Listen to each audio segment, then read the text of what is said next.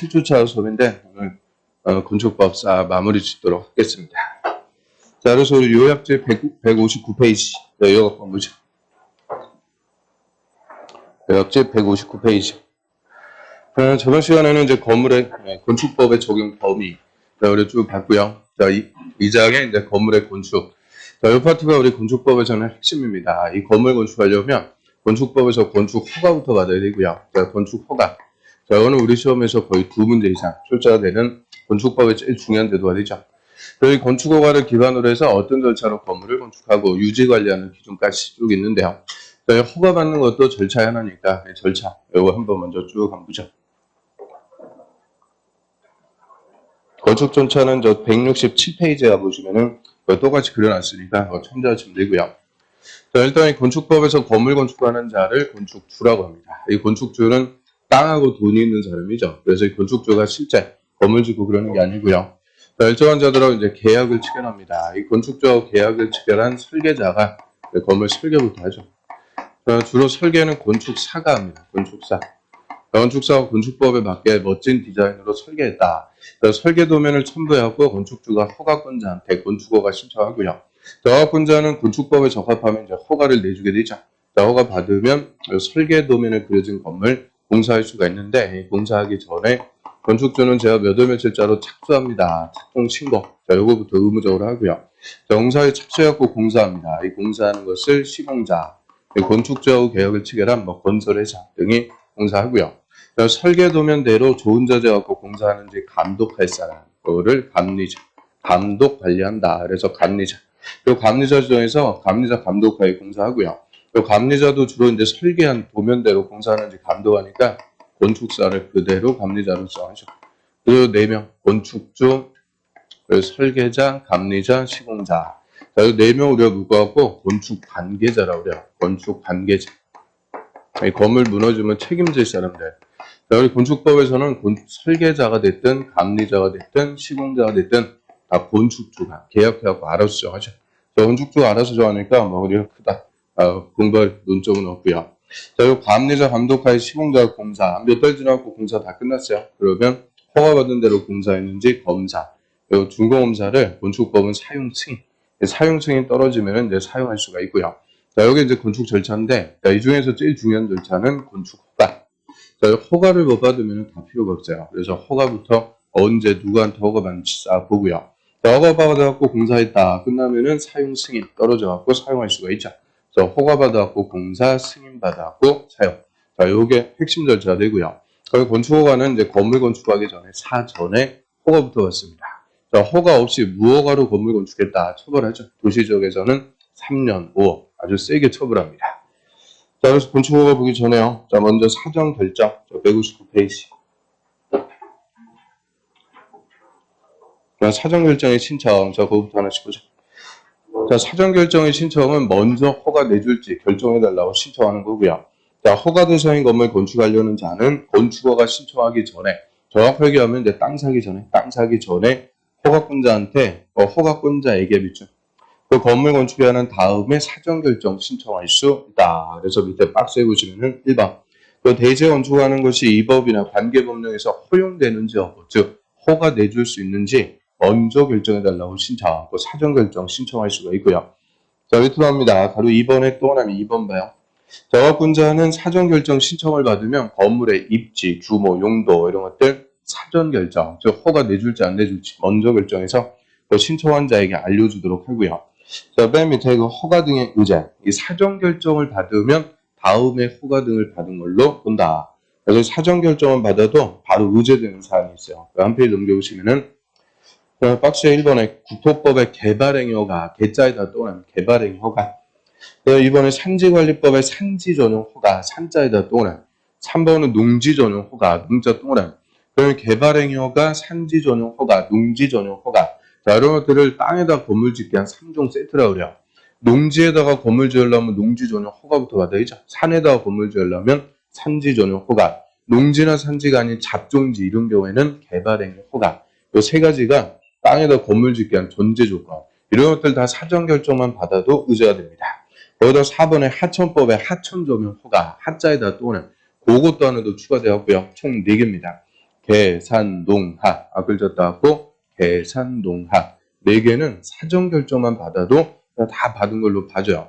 자, 그래서 4개다 보니까 또 사전 결정으로 의제가 안 되는 거. 그 박스에 보면은 도로 점용 허가. 이게 또 장려 간평사 기출이죠. 그럼 도로 점용이라는 것은 사용하는 거예요. 저 우리 건물 짓는 공사 현장 같은 데 보면 공사 차량, 트럭 같은 거 출입할 수 있게끔 도로를 통제하고 하는데 그거를 도로 점용한다 그래요. 그래서 도로 점용 허가. 자, 요거는 사전 결정 받아도 의제가 안 돼요. 사전 결정 받았다고 바로 건물 짓는 공사 들어가는 게 아니죠. 그래서 도로를 통제하고 그럴 필요가 없으니까 이 사전 결정 받아도 도로 점용 허가. 그거는 의제가 안 된다. 그래서 그 4가지 계산동하 4가지 사전 결정을 받아도 바로 의제가 됩니다. 그럼 들어갑니다. 실효. 자, 그게 사전 결정에서는 핵심이죠. 자, 사전 결정 신청자는 이 사전 결정을 통지받으면 2년 동안 2년 내 건축 허가를 신청. 허가를 신청해야 되고 이 기간에 허가 신청 안 하면 사전 결정이 실효입니다. 그래서 그게 사전 결정의 핵심. 그러면 허가권자가 허가 내줄게요. 사전 결정이 있어요. 사전 결정 받으면 그날부터 이제 돈 모으는 거죠. 하루에 뭐 500원씩 모아갖고 20년 지나갖고 땅 사갖고 허가 신청 아무 의미가 없어요. 그래서 사전 결정 받으면 2년 내 땅 사갖고 건축 허가를 신청을 해줘야 되고요. 자, 이 기간에 허가 신청 안 하면 사전 결정이 실효입니다. 근데 2년 그것도 물어봤는데 2년 내 착공 신고 안 하면 사전 결정이 실효다. 이게 또 28회 때 정답이죠. 그래서 아주 또 헷갈리게. 그래서 2년 내 착공 신고하는 게 아니고 건축 허가를 신청 안 하면 사전 결정이 실효입니다. 그 다음에 들어갑니다. 건축 허가. 가로 1번에 허가권자. 거기다가는 별표. 원칙 건물을 건축 동그라미 대선 동그라미 하려는 자는 그 특별자치시하고 특별자치도지사는 가로 묶어갖고 생략하고요. 그리고 시군구청장한테 허가. 맞죠? 시군구청장에 허가받아야 된다. 그리고 원칙적인 허가권자는 시군구청장. 제일 가까운 사람인데 그 앞에 건축하거나 대선. 건축이 뭐였어요? 신, 증, 개, 제, 이. 대선은 구조를 증설해체 수선 변경. 건축하거나 대선하려면 허가부터 받아라. 그래서 허가 대상이 이거하고 2개죠. 그 다음에 밑에 예외. 자, 특별시나 광역시에서 층수가 21층 또는 21층 이상 또는 연면적 합계가 10만 또는 10만 제곱미터 이상 건물. 자, 이런 건물을 대형 건물이라고 그러죠. 이 대형 건물 건축하려면 특별시장, 광역시한테 허가. 믿죠? 특별시장, 광역시한테 직접 허가 받습니다. 딱 끊고요. 다만 공장 또는 창고 또는 제외. 거기다 불평. 공장하고 창고는 제외. 그러면 이 특별시나 광역시에서 큰 거 21층 이상 또는 연면적 10만 이상 자, 이런 대형 건물 건축하면 파급 효과가 특별시, 광역시 전체 미치니까 특별시랑 광역시한테 직접 허가를 받도록 하고요. 그런데 공장하고 창고는 대형 건물이라도 파급 효과가 큰 게 아니죠. 그 2개는 제외입니다. 오늘 예를 들어 서울특별시, 또 서초구 여기다 21층짜리 대형 건물 건축하려고 그래요. 그럼 이거는 건축허가 누구한테 가서 받는 거냐? 구청장이 아니고 특별시장한테 가서 직접 허가를 받아야 된다. 그 얘기고요. 저는 똑같은 체계로 경기도 서초구 밑에 과천시 여기다 연면적 10만 제곱미터 건물 건축하려고 그래요. 밑에는 건축허가를 누구한테 가서 받아나? 과천시장. 그래서 절대 도지사는 허가권자가 안 됩니다. 그래서 허가권자 옆에 도지사 백색. 그래서 도지사한테 허가받는다. 이러면 무조건 틀려요. 그래서 도에서는 이 대형 건물도 다 시장이나 군수한테 가서 허가받아요. 근데 시장이 허가하기 전에 도지사한테 물어봐야 돼요. 이 대형 건물 이거 허가해도 괜찮습니까? 여기에 대해서 도지사가 허가해도 좋다. 과천시장한테 승인을 해주면 시장이 허가를 내줍니다. 그래서 도지사는 우리한테 직접 허가를 내주는 허가권자가 아니고 시장 군수한테 허가해도 좋다. 승인을 해주는 사전 승인권자라고 하죠. 그래서 밑에 바로 2번. 도지사의 사전 승인. 시장군수는 다음에 더하는 건물의 건축을 허가하려면 미리 밑에 줄 도지사한테 승인부터 받아야 된다. 그럼 순서가 도지사한테 승인받아갖고 시장 군수가 허가한다. 얘기죠.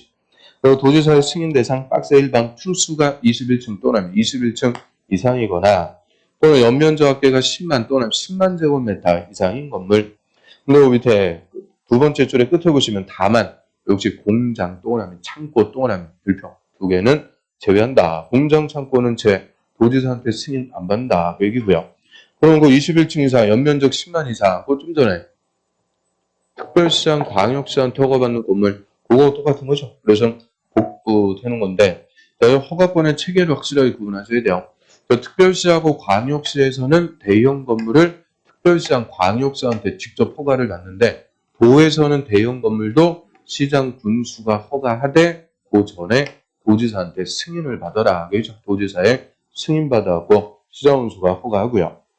그다음에 도지사의 승인 대상 박스에 도있어요. 2번 자연환경 자자 동그라미 수질보 수자 동그라미 자연환경 수질보를 위해서 도지사가 지정공간 구역일 때는 3층 동그라미 이상 또는 연면적이 1000 동그라미 1000제곱미터 이상 다음의 건물 위락설하고 숙박설 두 개 있죠. 공동주택, 일반 음식점, 일반 업무시설 이런 걸 읽어보시면 되고요. 3번에 주거환경, 교육환경 등 주변 환경을 보호하기 위해서 도지사 지정했을 때는 위락설하고 숙박설 있죠. 자, 2번은 자연환경 수질보, 산적보, 물적보. 도지사가 지정공간 구역이요. 여기서는 규모가 나오죠. 적어도 3층 이상 또는 연면적이 1000제곱미터 이상. 위락설, 숙박설, 또 공동주택, 일반 음식점, 일반 업무시설 다 도지사의 승인 대상.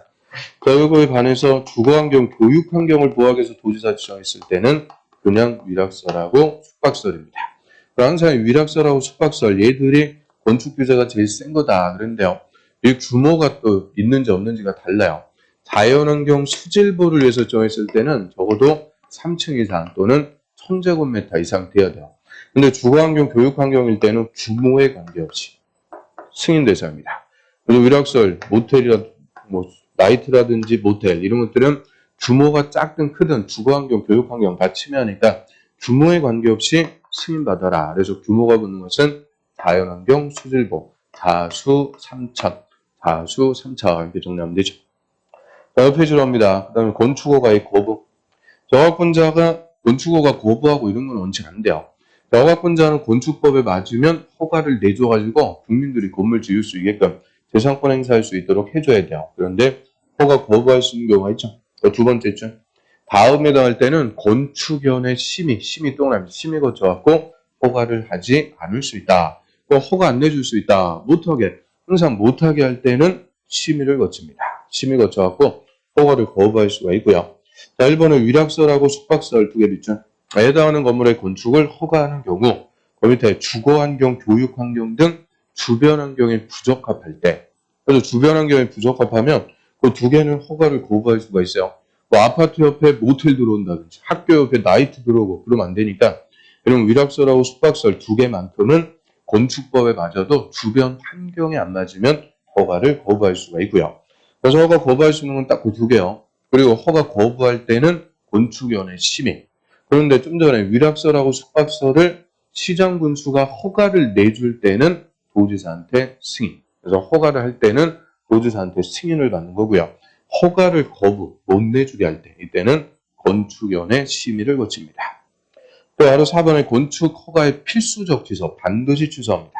허가권자는 다음에 당할 때는 허가를 취소할 수가 있는 게 아니고 해야 된다. 반드시 필수적으로 취소하고요. 그럼 박스 1번 허가받은 날부터 2년 동안 2년 내 공사에 착수 안 했을 때 딱 끊고요. 다만 정당한 사유가 있으면 1년 동안 1년까지 착수기간 연장할 수 있다.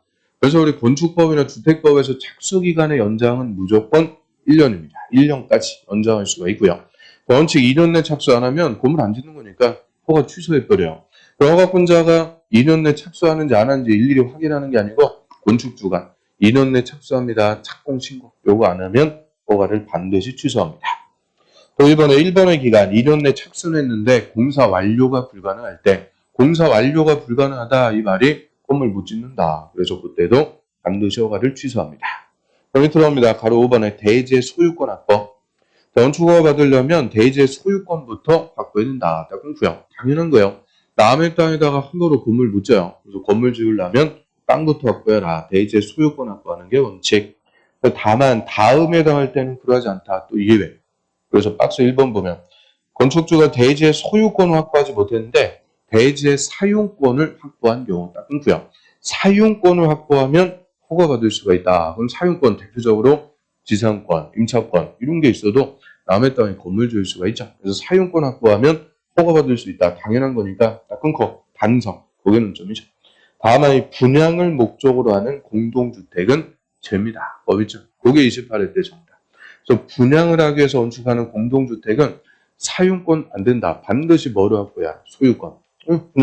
분양한다는 게 팔아먹는 거니까 분양하기 위해서 건축하는 공동주택은 대제 사용권 안 되고요. 소유권을 확보해서 허가를 받습니다. 그래서 1번은 물어봤으니까 이제 2번 그거 물어볼 차례죠. 2번.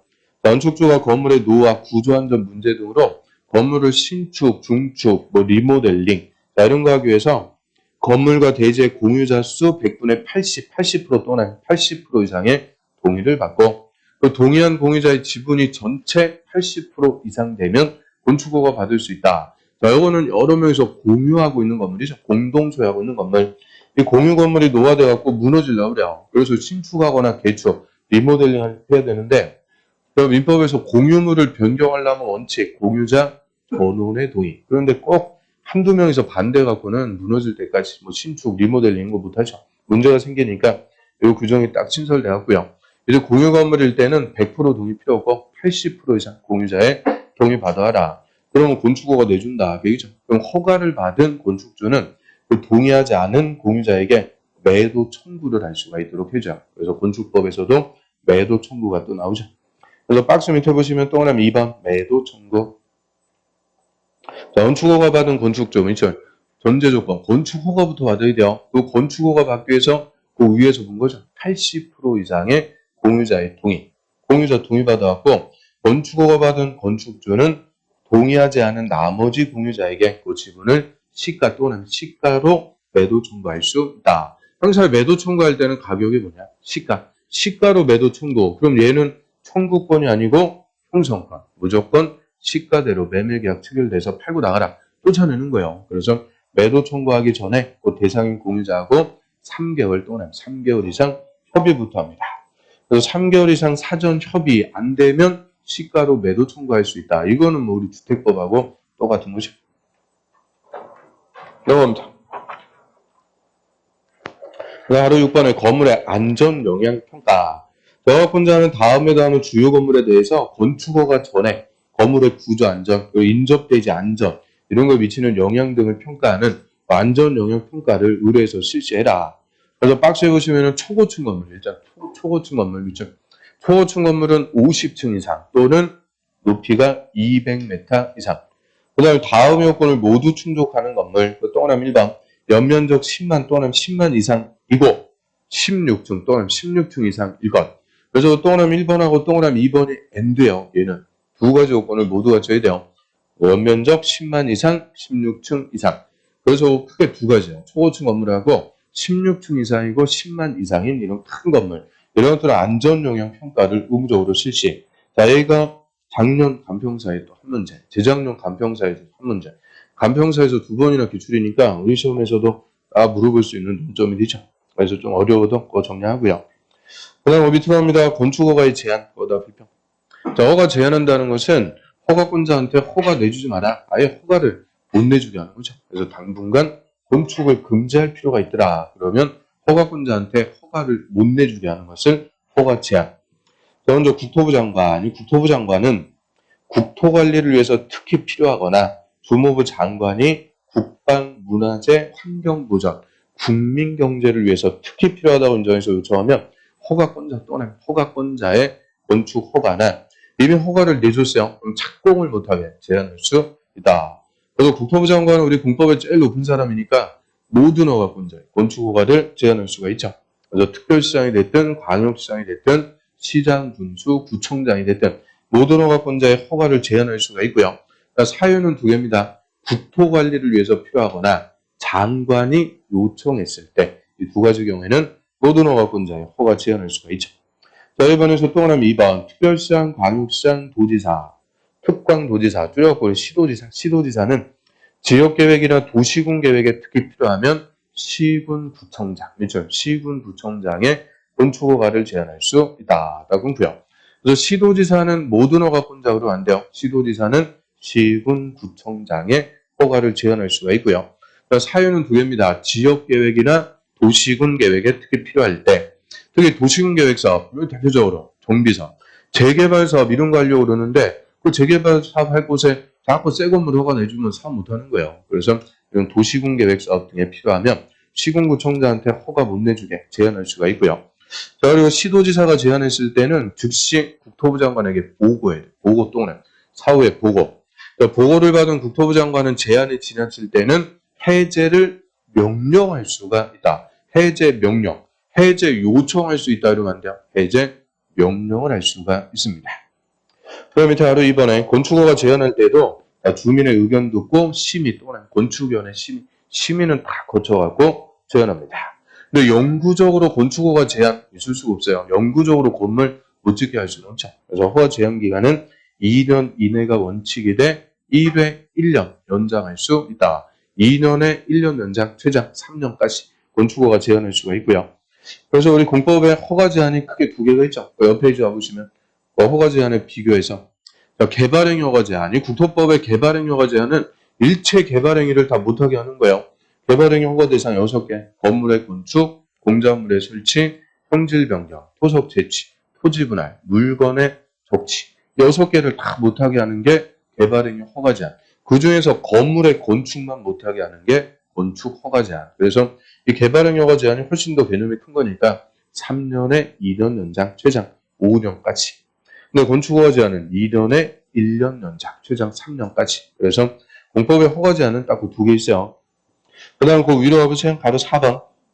국토부 장관이나 시도지사는 건축허가 제한할 때는 제한 목적, 기간, 대상 이런 것들을 상세하게 정해서 허가권자에게 통보를 받은 허가권자가 공고해갖고 주민들한테 언제부터 몇 년간 건축허가 제한됩니다. 알려주도록 하죠.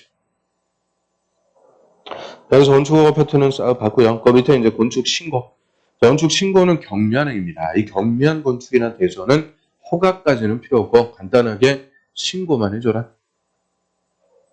그래서 허가 대상이라 하더라도 다음에다 하는 건물을 다음에다 할 때는 미리 그 밑에 줄에 시군구청장한테 신고하면 허가받은 걸로 본다. 그래서 건축 신고는 시군구청장에게 합니다. 자, 얘는 경미한행위니까 특별시장, 방역시장한테 신고한다 했던 거 없어요. 무조건 시군구청장에게 건축 신고하고요. 자, 신고 대상 박스에 보시면은 1, 2, 3, 4, 그 다음 5번에 또 동그라미 1, 2, 3, 4. 그거 잘 물어봐요. 그래서 신고 대상도 매년 물어보는데요. 그 중에서도 핵심은 1, 2, 3, 4. 그거까지가 핵심. 그래서 거기까지가 법에서 규정하는 거죠. 5번은 이제 기타 대통령령. 그래서 1번부터 하나씩 보죠. 바닥 면적 합계 85제곱미터 이내에 중축, 개축, 재축. 그러면 중축 더 짓거나 개축이나 재축 다시 짓는데 그 면적이 85제곱미터 이하면 이거는 신고만 해주면 돼요. 그래서 우리 집 옥상에 옥탑을 더 짓는 거예요. 옥탑을 중축하는데 중축하려는 옥탑의 면적이 30제곱미터예요. 그럼 30제곱미터 옥탑 중축은 허가받을 필요는 없고 뭐만 해줘라? 신고. 그래서 85 이하의 중축, 개축, 재축. 그럼 얘는 새로 짓는 거는 해당하는 거 아니죠. 새로 짓는 게 아니고 기존의 건물을 더 짓거나 다시 짓는 변경하는 개념이죠. 변경하는 게 85제곱미터 이하면 신고만 해주면 돼요. 그 다음에 두 번째, 이 두 번째가 요건이 또 세 가지를 다 줘야 돼요. 첫 번째, 관리독립 자연환경 보전지역입니다. 그럼 관리독립 자연환경 보전, 얘들 묶어갖고 비도시지역인데 다음에 비도시지역이라도 요 지구 단위 계획구역, 요거는 또 제외야. 비도시라도 지구 단위 계획구역은 개발하는 곳입니다. 그래서 항상 이 건축법에서는 비도시에서 지구 단위 계획구역은 빼고요.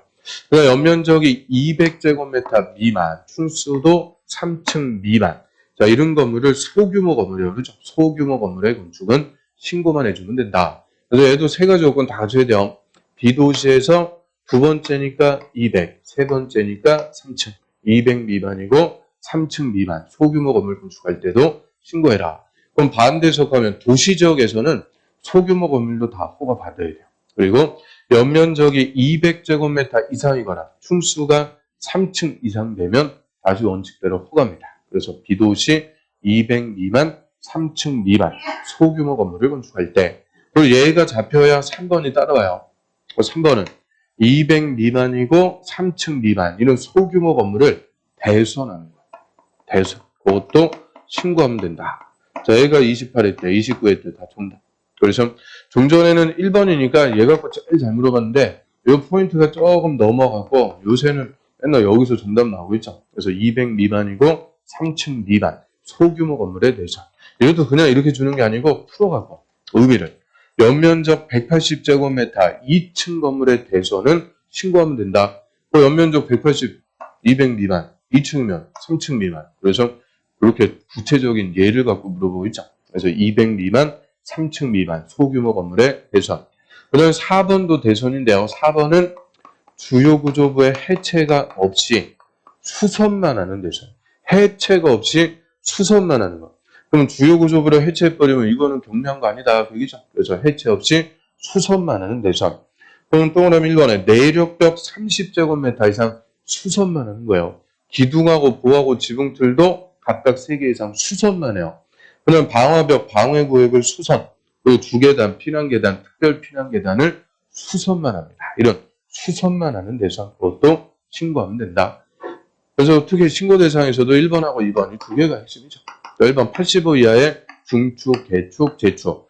2번은 비도시의 200 미만이고 3층 미만인 건물의 건축. 3번은 요 200 미만이고 3층 미만인 건물의 대선. 4번은 해체가 없이 수선만 하는 대선. 그래서 1번, 2번 딱 잡히면 3번, 4번은 금방 또 따라오는 거죠. 그 다음 5번, 기타 이제 대통령용인데요. 1번에 연면적 합계가 100제곱미터 또는 100제곱미터 이하 건물의 건축입니다. 그럼 100제곱미터 이하 건물의 건축이다 그랬으니까 요거는 신축이에요. 건물 아예 새로 짓는데 새로 짓는 건물 자체가 100제곱미터 이하.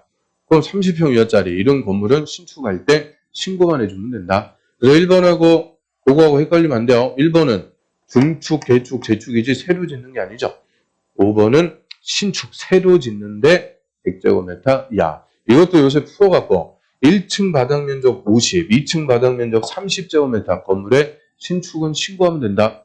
맞아요. 50 더하기 30, 연면적 80, 100제곱미터 이하니까 신고만 해주면 되죠. 그다음 또 이번에 건물의 높이 3m 또는 3m 이하에서의 중축. 3m 이하에서 높이를 늘리는 중축. 그것도 신고하면 된다. 3m 주는 이유는 건축법에서는 한 층의 높이를 4m로 계산합니다. 3m 이하면 한 층이 안 되는 높이에서의 중축. 그것도 신고해라. 그래서 1, 2, 3, 4에다가 5번에 또 하나 1번하고 2번. 그거까지 6개 확실하게 정리해두면 나머지 몰라도 얼마든지 객관식 시험 다 때려 맞출 수 있고요. 형 궁금하면 뭐 읽어보시면 되죠. 그럼 동그라미 4번은 보면 그 농업, 수산업을 경영하기 위해서 읍면적에 건축하는데 연면적 200 이하의 창고. 그런데 연면적 400 이하 축사 작물 재배사. 그럼 축사 작물 재배사 4자로 끝나니까 400. 그거는 뭐 하나 더 정리할 수 있겠네요. 넘어갑니다. 하나로 이번에 동그라미 2번 실용. 건축 신고한 자가 신고한 날부터 1년 또는 1년 내 공사에 착수 안 하면 신고 효력이 없어진다. 실효입니다. 딱 끊고요. 다만 역시 허가권자는 정당한 차이가 있으면 1년 또는 1년까지 연장할 수 있다. 그래서 항상 연장은 1년까지만. 건축법이든 주택법이든 연장은 1년. 원칙적인 착수 기간이 달라요. 건축허가는 2년 내 착수 안 하면 반드시 허가를 취소. 신고는 경미한 거니까 2년이 아니고 1년. 1년 내 착수 안 하면 신고가 실효입니다. 그래서 허가는 2년, 신고는 1년. 그 다음에 3번에 허가 신고사항의 변경. 허가받거나 신고한 사항을 변경할 때도 똑같아요. 허가받은 걸 변경할 때는 허가, 신고한 거 변경할 때는 신고. 그래서 똑같이 가는데 그중에서 박스에 2번 봅니다. 건축주, 설계자, 시공자, 감리자 애들 묶어갖고 건축관계자. 건축관계자를 변경할 때는 신고할 것. 그래서 이거 작년에도 또 기출이죠. 공사 시공자를 변경할 때는 허가받는다가 아니고 신고만 해주면 돼요. 그래서 건축주가 바뀌었습니다. 신고. 시공자가 바뀌었습니다. 신고. 건축관계자의 변경은 신고만 해주면 됩니다. 다음 페이지로 합니다. 가설 건물.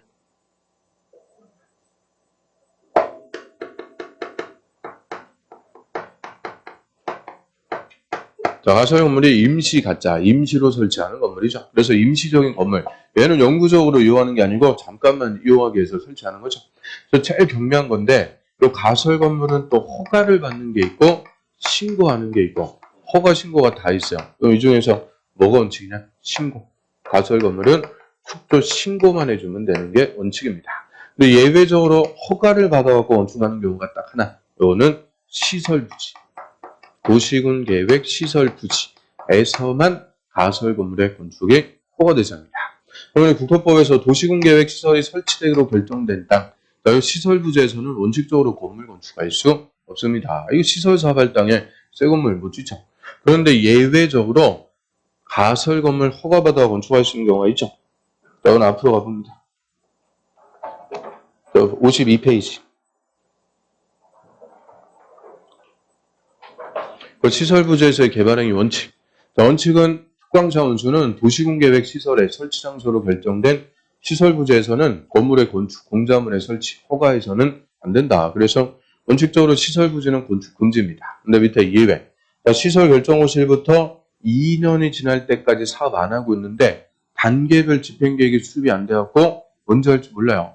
또 1단계 포함이 안 되었고 3년 내는 사업 안 합니다. 이때는 사업하려면 아직 한참 남았으니까 시설부지라도 다음에 개발행위 허가를 줄 수 있다. 그래서 박스에 1번 가설 건물의 건축 보호입니다. 그래서 2년 내 사업 안 하고 있을 때 가설 건물 예외적으로 시설부지에 허가받아 건축할 수가 있고요. 그 가설 건물의 구체적인 건축 기준이 건축법에 나온 거죠. 다시 들어오셔서 165페이지. 그래서 건축허가 또 하나 1번 도시군계획 시설 및 예정지에서 그거를 줄여갖고 시설부지에 가설 건물 건축하려면 시군구청장한테 허가받아야 된다. 또 하나 2번 그럼 시군구청장이 가설 건물의 건축이 다음에 해당하는 경우가 아니면 허가를 해야 된다. 그럼 다음에 해당하는 경우가 아니면 허가를 해야 된다. 반대로 하면 다음에 해당할 때는 허가를 안 내준다. 그래서 불어갑니다. 그래서 박스에 보면 1번 국토법 64조에 위반될 때 그게 우리가 지금 좀 전에 가서 찾아본 거예요. 국토법에 위반되면 당연히 허가 안 내주고요. 또 이번에 4층 이상인 경우는 있죠. 4층 이상이면 허가 안 내줍니다. 그럼 4층 이상이면 허가 안 내준다. 반대 해석하면 3층 이하. 3층 이하면 허가 내준다. 그래서 3번에 다음 기준에도 딱 적합해야 돼요. 그래서 동그라미 1번 철근 콘크리트 구조가 아닐 것. 이거 나중에 시설사업 시험은 철거해야 되니까 튼튼하게 주면 안 돼요. 그리고 2번은 존치기간은 3년 또는 3년 이내인데 사업할 때까지 끝에 연장할 수 있다. 그렇죠? 연장할 수 있다. 원칙은 3년 이내입니다. 그래서 3번에 전기, 수도, 가스 같은 이런 거 설치하면 안 돼요. 이거 철거의 가설유물 때문에 수도관을 새로 묻고 그러면 안 되죠. 또 밑에 공동주택 등 분양을 목적으로 하는 것이 아니어야 된다. 그 존치기간 3년짜리를 팔아먹으면 분양 사기치는 거죠. 그래서 그 요건들 쭉 나오는데 그 중에서 다른 거 없어요. 숫자 4층 이상이면 안 된다. 존치기간은 3년 이내다. 그런 것들이 뭐는 점이죠. 그럼 밑으로 갑니다. 신고. 자로 1번에 불구하고 재복구, 흥행, 전람회, 공사용, 가설 건축물 등을 그럼 밑에 줄 축조하려는 자는 시군구청장한테 신고하고 착공한다. 그래서 시설부지가 아니면 가설 건물은 신고만 해주면 돼요. 신고하고 착공하는데요. 한 페이지 넘겨보시면 박스에 신고하는 것들 그 대표적인 게 1번 전시를 위한 견본주택 이게 모델하우스 이런 것들 신고만 해주면 돼요. 그리고 작년에 이 모델하우스가 또 어려운 거 아주 지역적인 거 갖고 물어봤죠. 이 기본서 보면 이 가설 건물은 가설이니까 적용 안 하는 규정들이 한 20개씩 있습니다. 그거 쫙 물어봤는데 그 중에서 그 전시를 위한 견본주택이라도 대지와 도로의 관계는 적용한다. 작년 기출지문이라서 그냥 하나 썼는데요. 대지와 도로의 관계, 접도우무죠. 가설 건물, 모델하우스 들어갈 때도 다 걸어갖고 들어가야 되니까 접도우는 적용을 한다. 얘기고요. 그 다음에 그 밑에 보면 3번에 조립식 경비용 가설 건물인데 연면적 10제곱미터 이하. 이게 28회 대조입니다. 또 밑에 보면 또 5번에 비닐하우스 100제곱미터 이상, 또 6번 야외 흡연실부 50제곱미터 이하. 아주 숫자만 있는 것들 그냥 쏙쏙 뽑아갖고 또 28회 때는 단독 기출.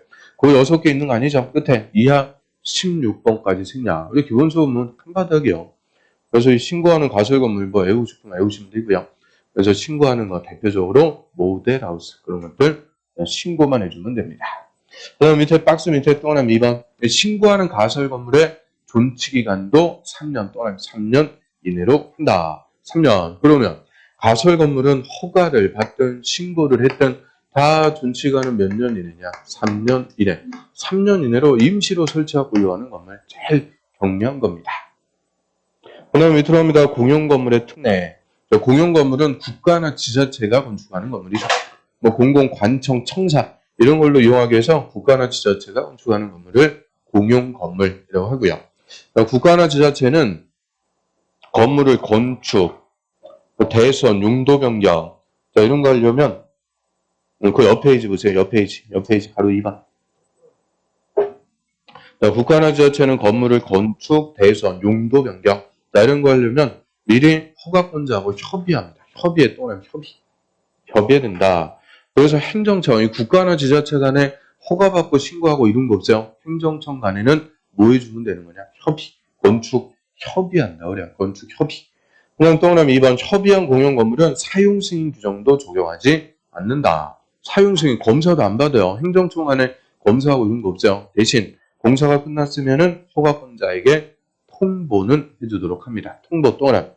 그래서 공용 건물의 특례, 이 절차에다 특례죠. 공용 건물, 이 국가나 지자체는 허가받는 게 아니고 협의해서 공사가 끝나면 사용 승인 받는 게 아니고 통보하고 사용합니다. 협의해서 공사, 통보하고 사용 이런 절차에 다 특례를 주고요. 자, 여기로 합니다. 건축 절차. 자, 건축 절차에서 우리 시험에 물어보고 그런 건 그닥 없는데 다음 페이지 넘겨보시면은 그 안전관리 예치금 얘가 딱 10년 단위로 물어봐요. 19회 때 한번 물어보고 30회 재작년에 또 한번 그대로 물어봤죠. 거의 10년 주기로. 자, 안전관리 예치금의 예치 대상. 자, 허가권자는 연면적 1000제곱미터, 1000제곱미터 이상 건물. 밑에 줄로서 조례가 정하는 건물에 대해서는 착공 신고하는 건축주에게 밑에 줄 공사비의 1% 또는 1% 범위에서 예치하게 할 수 있다. 그걸 안전관리 예치금이라고 그래요. 그래서 공사비 1%까지 미리 돈 내라 예치시킬 수가 있고요. 그래서 동그라미 친 거 두 개, 1000, 1%. 그게 30회는 기출이요. 1000, 1% 숫자만 딱 물어본 거죠. 그럼 안전관리 예치금 예치하는 이유는 건축주의 조치 의무라고 그래요. 도심이나 부도심, 도시 한복판에다가 건물 짓겠습니다. 건축허가 받아갖고 기초공사 하죠. 땅 파가지고 여기다 기둥뿌리만 딱 박아놓은 기초공사 끝난 상태로 공사 현장이 방치되고 있다 그러면 아주 보기 싫고요. 또 주정뱅이들 빠져갖고 또 안전에 위해를 주고 그래서 보기 싫으니까 이 주변에 건물 짓는 공사 현장, 공사 들어가기 전에 다 펜스 쳐갖고 가리는 것부터 합니다. 이 가려야 될 조치를 건축주의 조치 의무라고 해요. 그래서 건축주는 공사 현장을 가리고 이제 공사를 해줘야 되는데 이 조치를 할지 안 할지 믿을 수가 없는 거예요. 그래서 돈을 내라. 그게 안전관리 예치금. 그래서 1000제곱미터 이상일 때 공사비 1% 미리 내도록 하고요. 자, 밑으로 옵니다. 가로 2번. 허가권자는 우려한 바대로 공사 현장이 방치되는데 건축주가 아무것도 안 하고 있어요. 그러면 밑에 건축허가 받은 자에게 공사 현장의 미관, 안전관리를 위해서 다음에 개선을 명령할 수가 있다. 그래서 뭐 울타리, 안전 펜스 같은 거 설치해라. 이런 조치를 할 것을 명령을 할 수가 있고요. 근데 또 하나 2번. 허가권자는 이 명령을 받은 자가 개선을 안 해요. 조치 안 하면 행정대집행법에 따라 대집행할 수 있다. 즉, 제3자로 하여금 대신 집행할 수가 있고요. 이때 건축주가 예치한 예치금을 대집행 비용에 사용할 수 있으며 이게 15회 때는 정답이었어요. 사용할 수 없다. 이거. 이거 사용할 수 없으면 뭐 하려고 예치해요. 그래서 당연히 대집행 비용에 사용하려고 예치하는 거고요. 그 모자르면 밑에 차액을 추가로 징수할 수도 있습니다. 그래서 공사 현장이 방치되는데 건축주가 조치를 안 하고 있으면 개선 명령에 불응하면 대집행, 이 대집행 비용에 사용하기 위해서 미리 예치하도록 하는 돈을 안전관리 예치금 1000제곱미터 이상일 때 1%까지 내도록 할 수가 있죠. 또 넘어갑니다. 그럼 170페이지. 사용 승인. 이거는 이제 준공검사 개념이죠. 사용 승인. 허가받은 대로, 신고한 대로 공사했는지 검사받는 절차를 사용 승인. 그래서 공사가 다 끝나면 이 사용 승인 받는 거예요. 그래서 우리 저 국토법에서 기반시설 부담구역을 지정한 목적은 기반시설 설치 비용 돈 내라. 200 초과하는 건물을 신축, 중축하는 자에게 기반시설 설치 비용 부과해서 돈 내라는 거예요. 그러면 기반시설 부담구역에 200 초과하는 건물을 신축, 중축하기 위해서 건축허가 받았어요. 그러면 2개월내 기반시설 설치 비용을 부과. 그럼 납부의무자는 언제까지 내주는 거냐? 사용 승인을 신청할 때까지. 건물 짓는 공사 다 끝나고 사용 승인 신청할 때까지 납부를 해주도록 하죠. 그럼 사용 승인 대상. 자, 건축주가 건축 허가 또는 건축 신고 또는 허가 대상인 가설 건물 묻죠.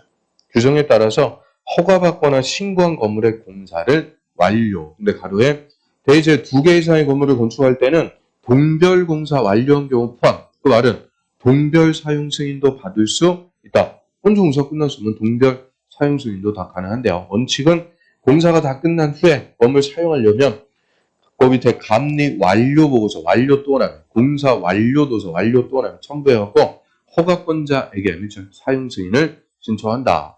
허가 내준 사람한테 사용 승인 신청합니다. 그리고 공사가 다 끝나갖고 신청하니까 완료자 다 들어가야 돼요. 감리 중간 보고서. 그럼 틀려. 감리 완료 보고서. 공사 완료 도서. 이런 거 첨부해갖고 허가권자한테 사용 승인 신청. 그럼 사용 승인 받는 대상. 첫 번째 줄. 건축 허가 받거나 건축 신고했거나 허가 대상인 가설 건물 그 세 개는 사용 승인까지 받습니다.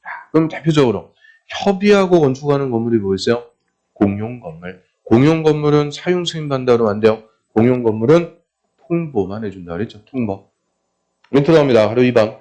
허가권자는 사용 승인 신청을 받으면 국토부 령이 정하는 기간, 그게 7일 동안 7일 내 다음 사항에 대한 검사를 실시. 그 검사를 현장 검사. 실제 현장 나가서 설계 도면대로 건물 지어놨는지 검사. 검사에 합격한 건물은 사용승인서를 내줘야 된다. 그래서 7일 내 검사에서 합격했으면 사용승인서를 내줘요. 그럼 3번. 건축전이 사용승인 받으면 건물, 사용승인 받은 후가 아니면 건물 사용할 수 없다. 끊고요. 그럼 사용승인 받아야 사용할 수 있다. 근데 다만 다음에 또 예외가 있죠. 1번. 허가권자 가로 2번에 따른 기간 내 사용승인서 교부 안 할 때, 여기 풀어갖고 얘기하면 7일 내 검사에서 합격했는데 사용승인서 안 주면 그냥 쓸 수 있다. 그 얘기입니다. 그 다음에 또 2번. 사용승인서 교부 전에 먼저 공사 완료된 부분이 건폐율이나 용적률 등 건축기준에 적합해서 밑에 줄 임시 사용승인한 경우 임시 사용승인 받으면 먼저 사용할 수가 있죠. 그럼 대지에 1동, 2동, 2동을 건축하겠습니다. 허가받아갖고 1동부터 먼저 공사 끝났어요. 2동 끝나려면 아직 1년 넘게 남았다. 그럼 먼저 공사 끝난 1동부터 미리 쓰겠습니다. 임시 사용승인 신청해서 임시 사용승인 받고 사용할 수 있죠. 그러다 2동까지 다 끝나면 전부에 사용승인 받고 사용할 수가 있고요. 그래서 우리 공법에서 항상 먼저 공사 끝나면 미리 쓸 수 있도록 해주는 거예요. 건축법이나 주택법은 임시 사용 승인, 정비법은 준공인가전 사용 허가, 개발법에서는 한지 예정지. 똑같은 개념이죠. 먼저 공사 끝나면 미리 쓸 수 있도록 해줘요. 그 옆에 들어갑니다. 가로 5번 임시 사용 승인. 그 임시 사용 승인 받으려면 신청해야 돼요. 신청. 그럼 동그라미 2번. 그 세 번째 줄에 허가권자는 그 네 번째 줄 끝에 보시면 그 조경에 필요한 조치를 조건으로 임시 사용 승인할 수도 있다. 조건부 승인할 수가 있다. 그래서 우리 공법에 조건부인가, 조건부 허가, 조건부 승인 다 가능합니다. 조건부 줘갖고 조경 같은 거 조건부로 임시 사용 승인할 수도 있고요. 그런데 얘는 임시적인 거니까 기간, 임시 사용 승인 기간은 2년 또는 2년 이내로 한다. 다만 대형 건물 같이 공사가 길어져요. 이때는 그냥 연장할 수 있다. 그죠? 연장할 수 있는데 저것도 임시 사용 승인 기간 2년 이내로 하되 1회 1년 연장할 수 있다. 그러면 틀려요. 공사가 언제 끝날지 모르는데 1회 1년 제한할 수가 없죠. 그냥 연장할 수 있다. 자, 여기까지 건물의 건축. 자, 이 파트가 이제 건축법의 총론이죠. 여기까지 건축법의 총론.